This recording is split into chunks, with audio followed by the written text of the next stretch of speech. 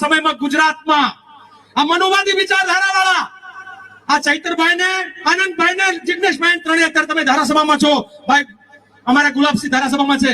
અલ્યા એક વખત પેલા ભાજપની કઠપૂતળી ધારાસભ્યોને પૂછો તો ખરા કે તમે આ બધા એસસી એસટી ને ઓબીસી વાળા આટલા આટલા ધારાસભ્યો ભાજપમાંથી ચૂંટાઈને જે આવ્યા છો, તમને એકે હારું ખાતું કેમ નથી આપતા? એ કોળી સમાજનો હોય તો તેને મચ્છમારી આપી દો એટલે જણ માછલા કાઢવાના આપે. એ આદિવાસી હોય તો કે એને આદિજાતિ આપી દો, અને દલિત હોય તો કે સમાજ કલ્યાણ આપી દો, અને મહેસૂલ તો કે અમારી પાસે, અને નાણાં તો કે અમારી પાસે, રેવન્યુ તો કે અમારી પાસે, પેટ્રોકેમિકલ તો અમારી પાસે, માઇનિંગ તો કે અમારી પાસે. ગુજરાતના 87% પોલિટિકલ મિનિસ્ટરના પોર્ટફોલિયો બીજેપી બ્રાહ્મણ જૈન પટેલ પાસે છે, અને બાકીના 13% આપણે બધાય.